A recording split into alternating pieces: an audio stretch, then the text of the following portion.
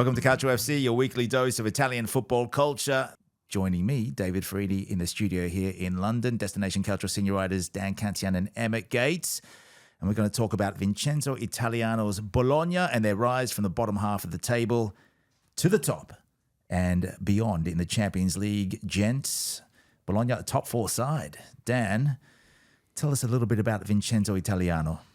Well, Vincenzo Italiano has proved everybody right this season, hasn't he? At the start of the season, I think Bologna won once in the first 6 weeks, and everyone thought, why have they got rid of Thiago Motta to bring him in? Them being in Europe's going to be a one-and-done scenario. All the rest of it, and the football was awful. To be fair, the football, there was no redeeming features whatsoever. They were ponderous on the ball. They were slow in transition. But I remember writing a piece about it after one of the games early in the season, and Italiano said they needed time. And we were having this conversation, as a matter of fact. Yes, you may need time, but show us something. And there was nothing like to actually Bologna could hang on to. But in the time, man, he's turned it around brilliantly. They are the best team in Serie A at the minute. They haven't a lot. They've lost once. I think this season, in this calendar year, they've lost once. They were on a 5-game winning run up until they drew against Napoli, and they should have made this 6. Yeah, Napoli lucky to get away. Yeah, they battered Napoli. And they just play great football. They're in the groove. They're a bit more like Atalanta were like last season in terms of, they've got that aura about them. You know what they're going to do, but you can't stop them anyway. Then they're going to play them this weekend in a shootout for third and fourth. What a game that's going to be. Yeah, exactly. Emmett, a lot of Napoli fans were happy with the point on the weekend. I've been seeing on socials, they consider the 1 point in Bologna in their current form as a win, big victory for the Neapolitans, according to some of their fans. And so moving forward, Antonio Conte up against Italiano in this case. Conte was basically the Serie A manager of the season. Now we've seen the award for the month given to Vincenzo Italiano, fully deserved. Oh yeah, 100%. As Dan alluded to, he's turned Bologna around, and I think the thing of it is that, as Dan said, he did need time, and it also should be remembered that he lost Riccardo Calafiore and Joshua Zirkzee last year, and obviously Thiago Motta left, so 2 of the main players that brought Bologna into the Champions League had gone. He did need time to restructure the team, reshuffle. And if we seen Italiano at Fiorentina, it was the same case. He needed time. He brought them to 2 European finals. And he coming into Bologna, kind of similar stature and club, you would say. He did need time. And as he's proved now, as Dan said, 1 loss in this calendar year, and they're playing really attractive football. And, they obviously got the win against Borussia Dortmund, probably the biggest win in the club's history, I would argue. Definitely this century, yeah. Ultimately, it didn't mean anything in the end, but it let, the fans went home happy. And the way Bologna's looking now, you wouldn't bet against them finishing the top 4 for the second consecutive year. Now, only 8 losses this season, 4 of those in the Champions League, only 4 in Serie A. That is outstanding, especially for a club that doesn't go on a spending spree. They don't have 50 million to spend on this player or that player. They were taking those fees over the summer. Zirkzee to United and Calafiore off to Arsenal for 35-ish? Yeah, 35, 40. And look, Italiano's been able to get the results out of them. When Thiago Motta was sacked from his Juventus post, Bologna were ahead of them on the table. And I guess that was further emphasising Motta's failure at Juve, considering Italiano went in with a depleted Bologna compared to last season, and what he's been able to yield those results. Dan, who's your favourite Bologna player this season, do you think? It's a difficult question, and I think that speaks to the work that Italiano has done there, because you have had so many players who have performed above expectations. Or maybe it's not even a case of them performing above expectations anymore. Maybe the expectation have been raised and they're matching them. Well, I'll tell you an expectation I have. I expected you to say Lewis Ferguson. Well, considering you've interviewed him. If you haven't seen that, go and check it out on DCTV. I was going to, but he only came back in January, and I thought it would be a bit unfair. But no, Sure. Ferguson has been... No bias here from Dan. No. Scathing. I do think that you can't look past Ricardo Orsolini. Yeah. Or Sonaldo, as they call him in Bologna. It's been superb. It's a throwback, isn't it, to like in the 90s and I would say maybe mid-2000, you had those Serie A players who were just great fun to watch. They weren't great players. They were good players, but they were great fun to watch. You know, the cold heroes. And he's one of them. You know, he's been superb for them this season. You know exactly what you're going to get from him. He's going to cut inside, and he's going to bend wide in the far corner. And yeah, you can't stop him. It's like the reverse Insigne. That's what he likes to do. So, but set with more pace, I'd say. Yeah. The Italian Orion Robin cut inside, exactly. bend it into the top absolutely. corner. Yeah, he's got a, even his right foot's not too bad. Yeah. He's not just left-footed.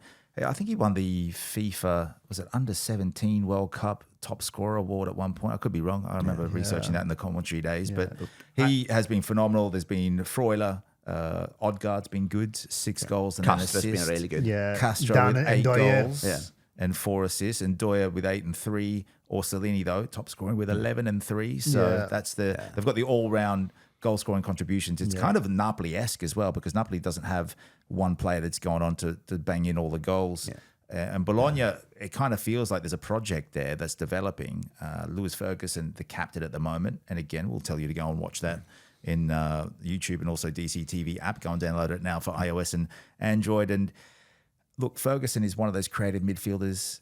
He hasn't been able to feature that much this season, which is another big loss for Italiano in my point of view. If you lose Zigze and then you lose also Calafiori, Ferguson out with a major injury coming back in. Exactly. And I guess he's also a cult hero as well. Yeah, absolutely. Yeah. I mean, I think it's, again, it speaks to how well balanced Bologna are. Then, you know, he's been allowed time to recover from his ACL injury and to come in. And as you said, he's a cult hero. He loves, I mean, he clearly told us when we went there to interview him, he loves the club, he loves the city, he loves the whole vibe around it. And the fans love him. You know, everyone we spoke to were like, you know, they took to him as one of their own. And I thought, going back to Italiano and Motta, I thought it was interesting because Ferguson said to me that at the start of the season, they struggled with Italiano's methods. Not because they were worse or better than Motta, but because he demanded something different. Oops, there's a Poor knock down by George has gone down. It was at simulation. We'll find out. Give him the yellow card. He basically said the Italiano wanted a completely different football. Like, he wanted him to be a lot more aggressive and do a lot more attacking. But I said, when you attack more, you have to defend a lot more because you're gonna leave yourself exposed. Yeah. And if you watch Bologna games from early in the season, there is the sort of, they're caught in a tactical no man's land a bit, you know, like they're going forward, but then they're caught in transition. There's gaps everywhere, and once that was addressed, they just turned themselves around brilliantly. Yeah, Thiago Motta had a seamless way of getting him up and down the pitch. He had that tilt going and players just knew where to be in case the ball went to Zigze. He was such a good distributor of the ball that Orsolini, or whether it was Castro, or whether it was whoever, they would just go down one touchline or the other. They'd know where the ball was going to come, silky smooth pass, and off they went on the counter attack, and that's what qualified from the Champions League. Yeah, and I think it's telling. I think that Orsolini has come out recently and said Italiano is the best coach he's ever worked under. Yeah. And he would run through a wall for him. Big call. Which is kind of, I think a lot of people saw it as like a jab at Thiago Motta, who, as been reported, didn't have the best of relationships with the Juve squad. He was a bit cold, a bit distant. So to see Orsolini, or to hear Orsolini come out and say that Italiano, after 6-7 months, is the greatest coach he's worked under, kind of it shows the work that he's doing and the impact that he's having on this team. And we were saying this weekend, weren't we? Because is Italiano the next big thing for is among Italian managers? Because obviously you had the likes of Conte, who's, it's not yesterday's man, but it's no longer a novice by any stretch. You had the likes of Conte, Allegri, Spalletti. Obviously didn't win as much as Conte, but when you look past them to like younger managers, there's probably Palladino, I suppose, who took Italiano's post exactly, at Fiorentina. and he's doing really well at Fiorentina. But you have him, I suppose. Marco Baroni, perhaps, but it's just his first season in Lazio. Maybe Italiano might well be sort of like the symbol of this new generation of managers. Definitely some exciting. Yeah. I don't want to say young coaches because I'm not sure there's such a thing. Yeah, maybe Fabregas at 37. But if you look at Italian managers, there aren't actually that many. Italian. I mean, obviously Simone Inzaghi isn't old, like he's not in his 70s. Yeah, but he's and he's not 40s. An up and comer anymore. Exactly, he's been established for a while. Exactly. You have, I know, Dan and myself talked about this at the weekend, but I like Roberto De Zerbi. I know he's a lot of people. I love him. He's like Marmite. You either love him or you hate him. I like him, but obviously the news coming out of Marseille and the protest with the players, he can be very hit and miss. He's a but I like- disruptor. yeah, he's it a- does. He does like a hashtag disrupt. Yeah. Yeah. But so I like De Zerbi, Italiano. You know, I think they're the top of the class of this new generation. Obviously, I think Italiano is better. But yeah, I do think we were kind of wondering where the next generation would come from. But I think you're seeing it now also with Palladino and Fiorentina. And because what you were saying about Bologna being a project, now you are in a situation where does Italiano need to move on to a quote unquote bigger job, or is actually already in a top job? Because if Bologna make the Champions League again, Bologna established themselves as a top 4 team. If he can make the Champions League Yeah. with this squad, Yeah. that's weaker than last Would you, season. Yeah. if you were him, would you go and take over at AC Milan? no. You No. wouldn't. I mean, it's bordering banter years there, Yeah, with all exactly. respect to Milan Yeah. fans, but Yeah. it's And I mean, just based on the position. Yeah. in And the as we table. said last week, managers like Italiano don't do well at Juve. So there's no point going to Juve. No, Also, exactly, also yeah, you've yeah. got big egos at those clubs Yeah. Yeah. that maybe won't, I don't want to say bow down for want of a better phrase, but Yeah. some They made egos it need a big convincing. coach. Yeah, absolutely. Yeah. Yeah. And Italiano maybe won't command that, Yeah. that Even dressing room. you look at the likes of Lazio and Roma, sure, it's a bigger, maybe a bigger fan base, a bigger audience, but you're looking at a sideways move at least, if Yeah. not a step. I mean, No, what- you're a Champions League club. I mean, No, that's exactly. top That's what I mean. 4-5. Yeah. I mean, what about Atalanta post Gasp if he leaves? I think it's there. So I would love to see De Zerbi go. there there. is, I think, would be more suited Italiano to start with. But in American sport, there is this notion that it's always best to be the man after the man.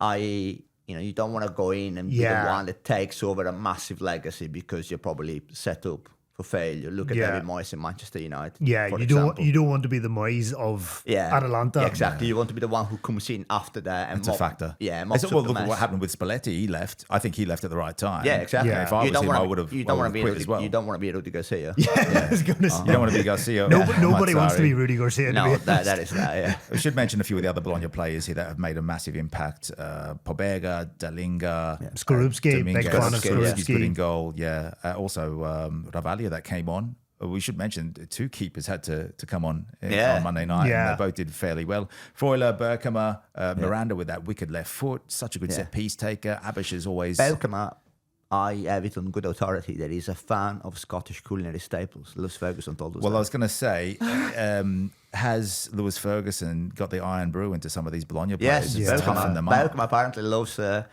glass or 2 of iron brew, and Lewis Ferguson brings him one every time he comes over. Well, there's plenty of revelations in your interview with Lewis Ferguson. So again, we'll say go and watch that on DCTV. Nunca olvidare, which means I think we never forget in Portuguese. He says that was an extremely enjoyable interview, Dan. So top marks, great questions by the host. Plenty of Rangers fans saying that he will return to captain them at some point. What do you think? Yeah, I mean, I don't think Rangers could actually afford Lewis Ferguson now because they just don't have that kind of capital. But maybe, when his career's winding I mean, down, they've been known to early play 30s. fast and loose with financial rules in the past. Yeah, exactly. It wouldn't be like Rangers. So, yeah, I don't think they could afford him now. But maybe, obviously, given the family links Yeah, no, in absolutely. Yeah. 5-6 years when he's kind of 31, 32, winding down his career. Yeah. Well, I think it makes sense. Depends on the ambitions and also life choices. If he wants to get back I mean, to I Scotland. suppose growing up for him, we say like with his uncle playing captain Rangers, captain in Scotland. Yeah. There is a romantic element of maybe going back and captain Rangers and the Champions League or Yeah. something like that. Yeah. Yeah. And if he wants unlimited amounts of iron brew, Oh, he there just- you go. Yeah, Yeah, that's it. that's, Square. that's the pull. Square sausage. I mean, I didn't know that existed, but now I do. So another revelation. You're teaching the world new culinary facts. It's tremendous. May I add? I'm a big fan of square sausages. Okay, and for those vegans out there, don't switch off. So where it all began at Bologna, let's take a look at what happened before Vincenzo Italiano came in. Before him was Thiago Motta. Before him was Sinisa Mihajlovic, Yeah. though. And Mihajlovic coming in 2019? Yeah. Yeah.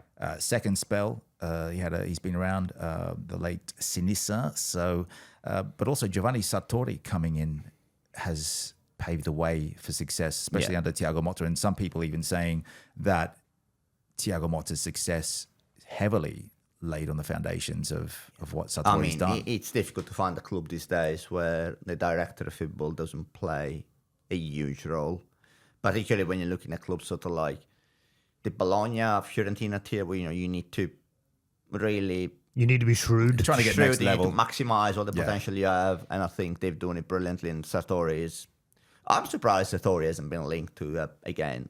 Well, he's linked bigger clubs. But if you don't know much about Sartori, Giovanni Sartori started off, finished his playing career at Chievo Verona. Then he became their sporting director. He got them up the divisions because he was playing in the lower tiers. You'll be happy to know, David, he had a spell with Ternana. Yes, he did. Yeah, that was his, As in his playing defining career. moment, career moment there. Tanana, Tadney, if you haven't been there, lovely waterfalls. But yeah, so the Sartori story, we'll put a feature up on that Alistair McKenzie has written for us. So go and check that out on destinationculture.com. So Sartori's story starting there with Chievo, then moving on to Atalanta and getting that project happening for Gasperini. So even before Gasperini got there, and this is the effect he has. He goes to places and makes stuff happen. Yeah. Another disruptor, guys. Well, I think the three clubs you just mentioned, David, it was started at Chievo, and obviously due to the effect of Calciopoli, Chievo ended up in the Champions League. They lost in the qualifier.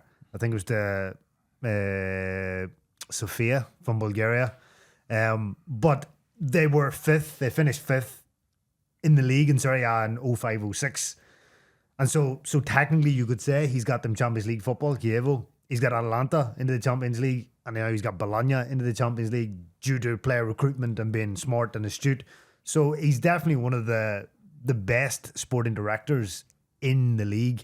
And I think, as Dan pointed out, clubs of that tier, and I think you're even seeing it now with Milan and Juve, it's like when you don't have a competent sporting director, it trickles down and it affects the players. What would be the difference, Dan, do you think, if Sartori did go to a Milan and try and resurrect what they're doing, their project? They've got a project that's happening. It just hasn't yielded the points and the Serie A standings.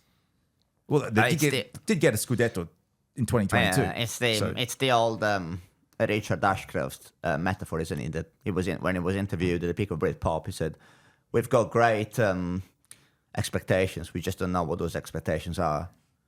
And that's the thing with Milan. We just want to be big. Yeah, We might not know how to get there. We don't know how to get there. There's no journey. I think with Sartori going, or any director of football of his ilk going to a bigger club, you're going to have the same problem that you're going to have, as Emmett mentioned earlier, with the likes of Thiago Motta or Italiano going to a big club.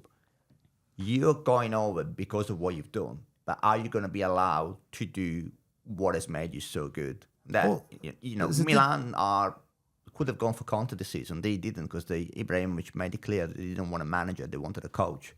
So if you're getting someone like Sartori over, you need to give him a blank canvas to do exactly what he's been doing at Atalanta and what's been doing at Bologna. I don't think he can do it at Milan because you're too big and you're competing Exactly. in the world. It's economics when you get to that level. Yeah. You're competing with massive clubs in England, the PSGs of the world, to get that caliber of player. Whereas if you're at a Bologna or an Atalanta, you can go digging in the second tiers of whatever league, or you go sifting around at the best players of the bottom 8 clubs in each league, and that's what they do historically. Yeah, and I mean, I think that's not to go too deep into Milan, because that's a whole other podcast. But I do think their issue is that they don't have a Sartori. They don't have an experienced Italian operator who knows the leagues, knows the divisions, where to buy, bargain signings.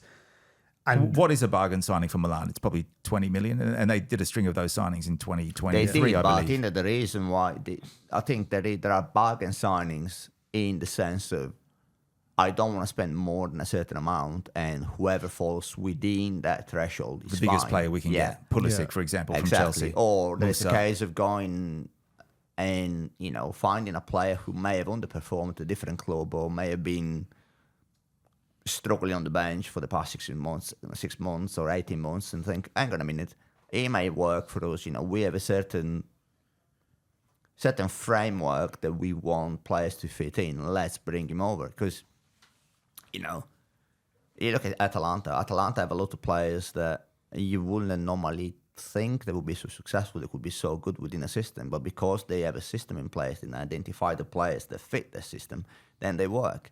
At Milan, and again, there is no need to go too deep into them. There is no such system. It's just a case of throwing enough darts at the board and not they stick. I think the overall point we should make is it's been epic what Giovanni Sartori has done. Absolutely. Yeah. And we need to really emphasize that, amplify it to the world. The Bologna shirt behind you guys I will there. ask you too, the two of you this.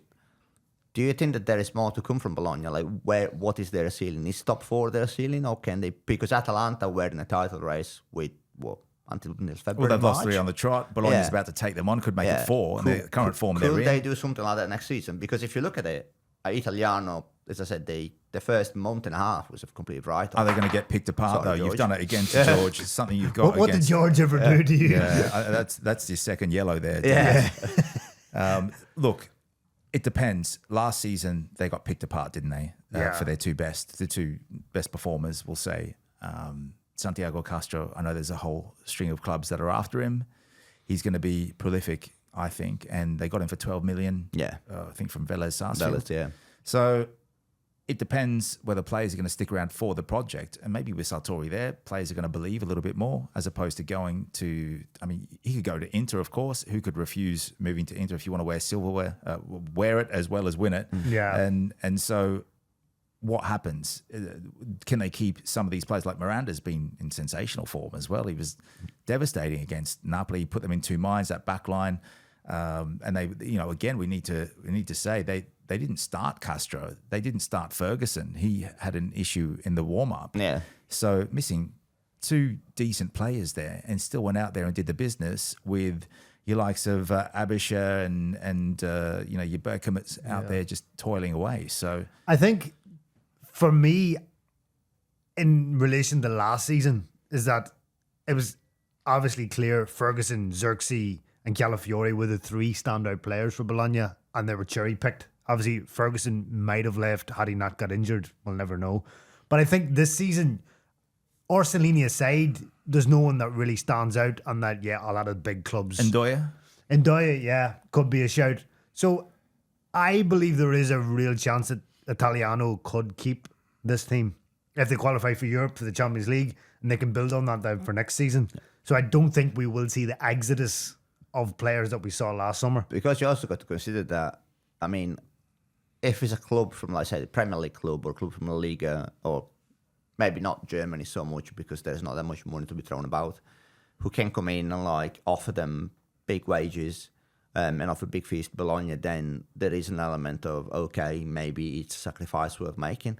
But if they finish 4th, there is realistically only just 3 teams above them in Italy. And there's a massive influx of cash coming their way from making the why? Champions So League. why, if you're a Bologna player, why would you move sideways or take a step back to go to the likes of, Roma or Lazio, Milan, or even Juventus? Just symbolically, do you think the match with Atalanta this week, if they can beat them, does that sort of give them that leg up over them to finish the season a bit stronger? I mean, they have a torrid run. Yeah, because they play. They do Juve, have some big games. They play Milan. They play Fiorentina. They play 6 of the current and top they play, 7 and, sides, and they play Inter.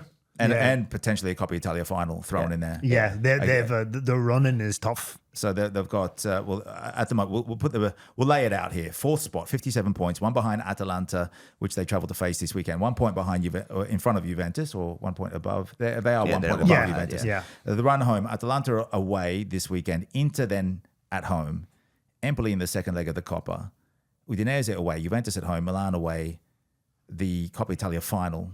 They're 3-0 up in that semi-final, so they'll probably make it. Fiorentina away, Genoa at home is probably the easiest one on match day 38. I was going to say, if you look at that run of fixtures, Genoa at home is probably the easiest, because even Udinese away in Udine is not easy. So they do have a very tough running. What are your thoughts on Bologna? Can they get to the Champions League again? Can they build on this project with Giovanni Sartori and Vincenzo Italiano? Leave your comments down below. And also engage with us on Facebook, Instagram, TikTok, and X.